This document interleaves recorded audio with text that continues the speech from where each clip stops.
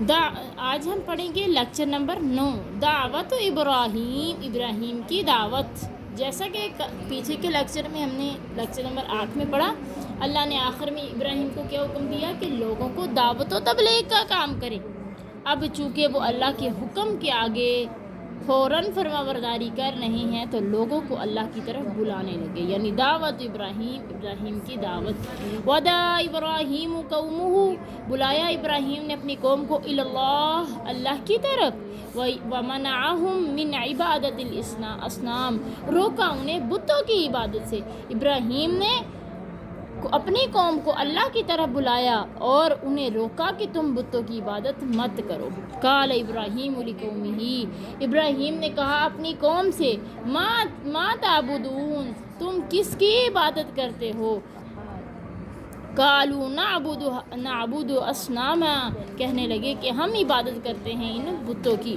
ابراہیم نے اپنی قوم سے کہا تم کس کی عبادت کرتے ہو؟ کہنے لگے ہم بتوں کی عبادت کرتے ہیں۔ قال ابراہیم، کہا ابراہیم نے، هل يسمعونکم اذا تدعون، کیا یہ تمہاری دعاؤں کو سنتے ہیں جب تم بلاتے ہو انہیں؟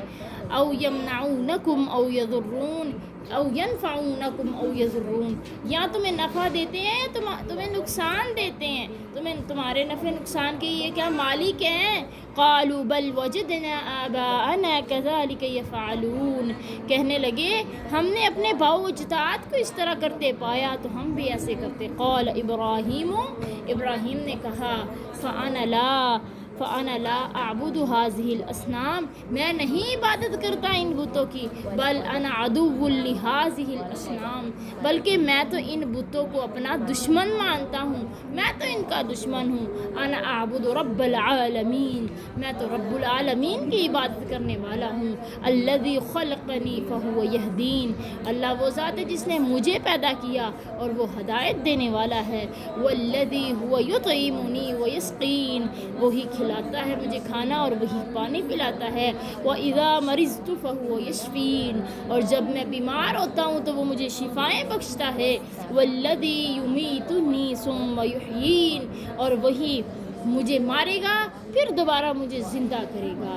وَإِنَّ الْأَصْنَامَ لَا تَخْلُقُ شَيْئًا لَا تَخْلُقُ وَلَا تَهْدِي، بے شک بت تو نہ تو پیدا کر سکتے ہیں نہ ہدایت دے سکتے ہیں۔ وَإِنَّهَا لَا تُطْعِمُ أَحَدًا، نہ تو یہ کسی ایک بندے کو بھی کھانا نہیں کھلا سکتے نہ پانی پلا سکتے ہیں۔ وَإِذَا مَرِضَ أَحَدٌ، جب بیمار ہوتا ہے کوئی، فَهِيَ لَا يَسْتَشْفِي، تو یہ شفا بھی نہیں دے سکتے، یعنی اگر کوئی بندہ بیمار ہو جاتا ہے یہ بیمار کو شفا بخشنے پہ بھی قادر نہیں ہے۔ وَإِنَّهَا لَا تُمِيتُ أَحَدًا، اور بے شک یہ نہیں مار سکتے کسی کو، وَلَا تُحْيِي، نہ ہی کسی کو زندگی بخش سکتے ہیں۔ حضرت ابراہیم علیہ السلام نے اپنی قوم کو جب دعوت دی، لوگوں کو کہا ایک اللہ وحدہ لا شریک کی عبادت کرو، ایک اللہ وحدہ لا شریک کی عبادت کر کے اس کی عبادت بجا لا کے بتوں کی عبادت سے رک کے آ جاؤ اللہ کی عبادت کر لو۔ تم کس کی عبادت کرتے ہو؟ کہنے لگے ہم تو بتوں کی عبادت کرتے ہیں۔ ابراہیم نے کہا تم بتوں کی عبادت کیوں کرتے ہو؟ تو انہوں نے کہا کہ ہم نے اپنے باؤ اجداد کو پایا۔ کیا کہتے ہیں؟ ہم نے آگے سے کہتے ہیں ابراہیم نے کہا جب تو کہتے ہیں قالوا بل وجدنا آبانا، کہنے لگے ہم نے اپنے باؤ اجداد کو پایا ہے اس طرح بتوں کی عبادت کرتے۔ ابراہیم نے کہا بے شک میں ان بتوں کی عبادت نہیں کرتا، حالانکہ میرا باپ تو بت بنا بنا کے بیچتا ہے، لیکن میں بتوں کی عبادت نہیں کرتا بلکہ میں تو بتوں کو اپنا دشمن مانتا ہوں۔ تو میرا رب جو ہے میں تو عبادت کرتا ہوں رب العالمین کی، یعنی جو تمام عالمین کو پیدا کرنے والی ذات ہے۔ اللہ وہ ذات ہے جو پیدا کرتے، جس نے مجھے پیدا کیا اور مجھے ہدایت دی، اور وہی مجھے کھانا کھلاتا ہے، پانی پلاتا ہے، بیمار ہو جاؤں تو شفائیں دیتا ہے، زندگی موت کی موت پہ قادر و مطلق ذات ہے۔ بے شک یہ بت نہ تو پیدا کرنے کی طاقت رکھتے ہیں، نہ کسی کی رہنمائی کرنے کی طاقت رکھتے ہیں، نہ کسی کو کھانا کھلا سکتے ہیں، نہ کسی کو پانی پلا سکتے ہیں، اور جب بیمار ہو کوئی تو کسی کو شفا بھی نہیں بخش سکتے، حتیٰ کہ کسی کی موت و حیات پر بھی یہ قادر نہیں ہے۔ جب پیدا کرنے والی ذات اللہ کی، جب روزی دینے والی ذات اللہ تعالیٰ کی، پھر یہ شرک کس لیے؟ دیکھیے تھوڑا سا اپنے اندر جھانکیے کہ آج کے معاشرے کے اندر ہم کلمہ گو مسلمان ہیں، لیکن ہمارے اندر شرک اس قدر ہمارے اندر اثر پذیر ہو چکا ہے کہ ہم کلمہ پڑھنے کے باوجود شرک کی دلدل کے اندر پھنستے چلے جا رہے ہیں۔ اللہ اکبر کبیرہ۔ تو یہ بہت ہی پیاری کہانیاں ہیں عربی زبان کے اندر، اس کو خود بھی سیکھیں، بچوں کو پڑھ کے بھی سنائیں۔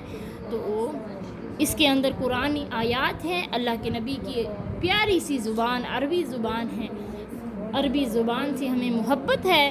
انا احب لغت العربیہ، میں لغت العربیہ سے محبت کرتی ہوں، کہ اس لیے کہ یہ لغت القرآن و لغت رسول اللہ صلی اللہ علیہ وسلم و لغت اہل الجنہ، اس لیے کہ یہ قرآن کی زبان ہے، اس لیے کہ یہ نبی صلی اللہ علیہ وسلم کی زبان ہے، اس لیے کہ یہ اہل جنت کی زبان ہے۔ جنت کے اندر عربی جنت کے اندر جو جنتی لوگ ہوں گے وہ عربی زبان کے اندر ہی کلام کریں گے، اس لیے بچوں کو عربی زبان سے روشناس کروائیں، ان کے سامنے یہ پیاری پیاری مختصر سی کہانیاں یہ پڑھ کے لازم سنائیں۔ اگر آپ کو یہ کہانی اچھی لگی ہے دوسروں تک ضرور شیئر کریں، کیونکہ اچھی بات لوگوں تک پہنچانا صدقہ جاریہ ہے۔ آگے مزید سیکھنے کے لیے ہمارے ساتھ جڑیے رہیے، آگے انشاءاللہ ہم کل پڑھیں گے۔